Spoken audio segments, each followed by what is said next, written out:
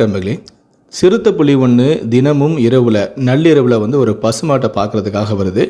ஏன் இந்த சிறுத்தைப்புலி நாள் தவறாமல் தினமும் இந்த பசுமாட்டை பார்க்க வருது அப்படின்னு காரணத்தை தெரிஞ்சுக்கிட்ட அந்த கிராம மக்களே அதிர்ச்சி ஆறாங்க. இந்த சம்பவம் எங்கே நடந்துச்சு, இந்த உண்மை சம்பவம் எங்கே நடந்துச்சு, எப்போ நடந்துச்சு, என்ன காரணத்துக்காக இந்த சிறுத்தைப்புலி தினமும் பசுமாட்டை பார்க்க வருது அப்படிங்கிறத பற்றி தான் நம்ம இந்த வீடியோவில் பார்க்க போகிறோம். முடிந்தளவுக்கு இந்த வீடியோவை ஸ்கிப் பண்ணாமல் முழுமையாக பாருங்கள். இந்த உண்மை சம்பவம் பார்த்திங்கன்னா அன்டோலி அப்படிங்கிற ஒரு கிராமத்தில் நடந்த ஒரு உண்மை சம்பவம். அன்டோலி கிராமத்தில் சுற்றி வனப்பகுதி. இந்த கிராமத்தில் வசிக்கக்கூடிய மக்கள் எல்லாருமே ஆடுகளையும் மாடுகளையும் வளர்த்துக்கிட்டு பால் வியாபாரம் செய்கிறது, ஆடு மாடுகள் விற்பனை செய்கிறது, இந்த மாதிரியான தொழில்களை செஞ்சுட்டு வராங்க.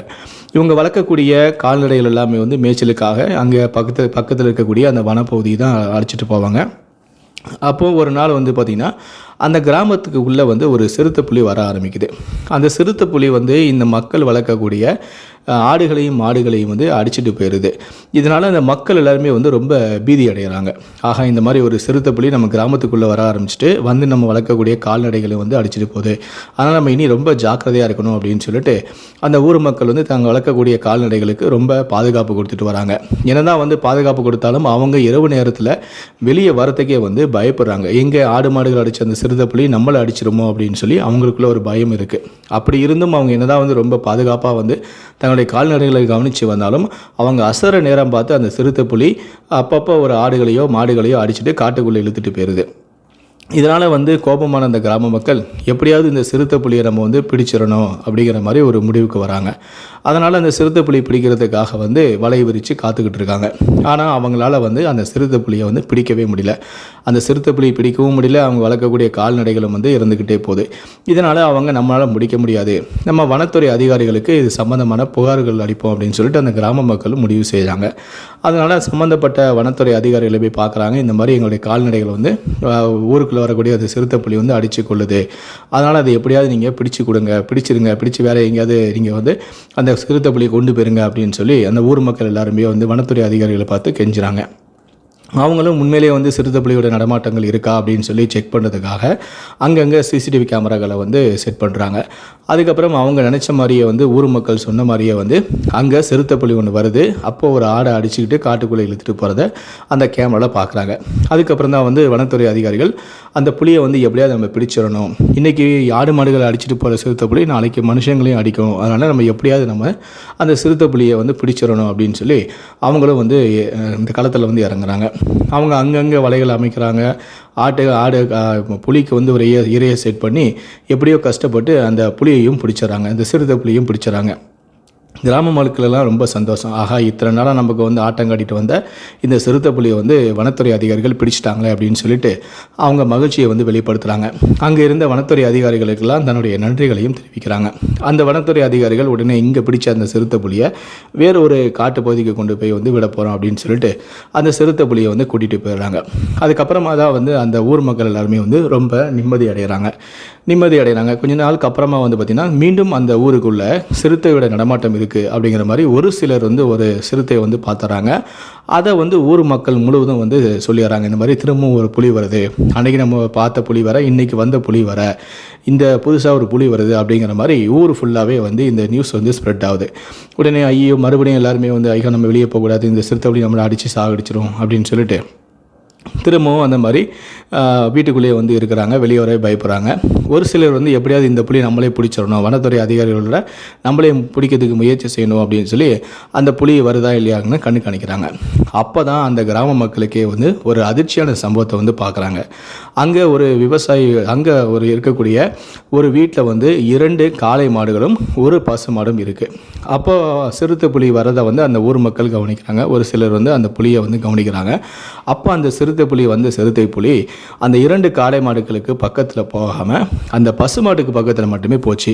அப்போ அங்கேருந்து ஊர் மக்கள் ஐயோ இன்றைக்கி இந்த பசுமாட்டு அவ்வளோதான், காளி தான், அதை கொண்டுட போகுது அப்படின்னு சொல்லிட்டு அந்த பசுமாட்டுக்கிட்ட நெருங்கினதுமே அந்த புலியை நம்ம நம்ம விரட்டி விட்டுறணும் அப்படிங்கிற மாதிரி பார்த்துட்ருக்காங்க.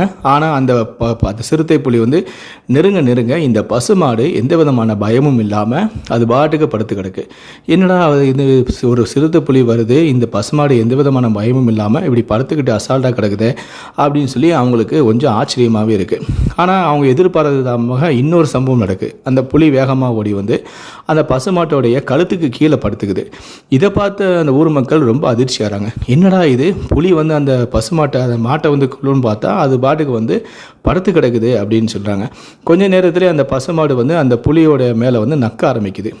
அது இது மேலும் மக்களுக்கு வந்து அதிர்ச்சியாக இருக்குது. ஏன்னா தன்னுடைய குட்டியை வந்து நக்கிற மாதிரியே வந்து இந்த சிறுத்தையை வந்து நக்குதே புலி அப்படின்னு சொல்லி அவங்க பார்த்துக்கிட்டே இருக்காங்க. அந்த சிறுத்தை வந்து கொஞ்ச நேரம் படுத்துக்கிட்டு கொஞ்ச நேரம் கழிச்சு எந்திரிச்சு திரும்ப காட்டுக்குள்ளே போயிடுது. என்னடா காட்டுக்குள்ளே போச்சு, இந்த புலி வந்து இந்த மாட்டை எதுவுமே பண்ணலையே அப்படின்னு சொல்லி மறுநாளும் அதே மாதிரி வந்து அந்த இடத்த கவனிக்கிறாங்க. திரும்பவும் அதே மாதிரி அந்த புலி வருது. அந்த புலி திரும்பவும் வந்து அந்த பசுமாட்டுக்கிட்டே வந்து படுக்குது. அங்கிட்டு போய் படுக்குது, இங்கிட்டு போய் படுக்குது. அந்த புலிக்கு மேலேயே வந்து தலை வச்சு மாடு படுக்குது. இதெல்லாம் பார்க்குறக்குள்ளே அந்த கிராம மக்களே அதிர்ச்சி ஆகிறாங்க. என்னடா இது ரெண்டுமே வந்து நண்பர்களா, இப்படி ஏதோ ரொம்ப நாள் பழங்கின மாதிரியே வந்து ரொம்ப ஜாலியாக இருக்காங்களே அப்படிங்கிற மாதிரி மக்கள் வந்து அதிர்ச்சிறாங்க. ஆனால் வந்து ஃபஸ்ட்டு பிடிச்ச புலி வந்து சிறுத்தை புலி வந்து நல்ல பெரிய புலி. ஆனால் இது வந்து கொஞ்சம் சின்ன புலியாக இருக்குது. அப்போ தான் வந்து கூட்டத்தில் இருக்கக்கூடிய ஒரு நபர் சொல்கிறாரு, ஒருவேளை வந்து நம்ம வந்து பிடிச்சிட்டு போன புலி வந்து இதோட தாய் புலியாக இருக்குமோ, அதோடைய குட்டி தான் இது போல் தன்னுடைய தாயை தேடி தான் அங்கே வருது போல் அப்படிங்கிற மாதிரி அவர் சொல்கிறாங்க. அதுக்கப்புறம் இந்த விஷயத்தையும் வந்து வனத்துறை அதிகாரிகளுக்கும் சொல்கிறாங்க. இந்த மாதிரி ஒரு சிறுத்தை புலி தினமும் வந்து ஒருத்தருடைய வீட்டுக்கு தான் வருது. அங்கே இருக்கக்கூடிய பசுமாட்டோட கொஞ்சி குழாவிக்கிட்டு அந்த பசுமாட்டோட கொஞ்சம் நேரம் உட்காந்துக்கிட்டு அந்த பசுமாட்டை எதுவுமே செய்யாமல் விளையாண்டுக்கிட்டு அது பாட்டுக்கு போகுது அப்படிங்கிற மாதிரி வனத்துறை அதிகாரிகளுக்கு சொல்கிறாங்க. வனத்துறை அதிகாரிகள் அதிர்ச்சி ஆயிட்டாங்க. எப்படி இது சாத்தியமே இல்லையே அப்படின்னா, இல்லை உண்மைதான், நீங்கள் வந்து வேணால் பாருங்கள் அப்படிங்கிறாங்க. வனத்துறை அதிகாரிகளும் அதே போல் சிசிடிவி கேமராக்களையும் அது இதையும் செக் பண்ணி பார்க்குறாங்க. அவங்களுக்கே வந்து அதிர்ச்சி அளிக்கும் வகையில் வந்து அன்னைக்கு இரவும் வந்து அதே மாதிரி புலி காட்டுக்குள்ளேருந்து வருது. மாடு வந்து எந்த விதமான பயமும் இல்லாமல் இருக்குது. எப்போதும் போல் வந்து மாட்டுக்கிட்ட வருது, மாட்டை நக்குது, தடவுது, படுக்குது, அங்கிட்டு படுக்குது, இங்கிட்டு படுக்குது. மாடும் அதே மாதிரி எந்த விதமான பயம் இல்லாமல் இருக்குது.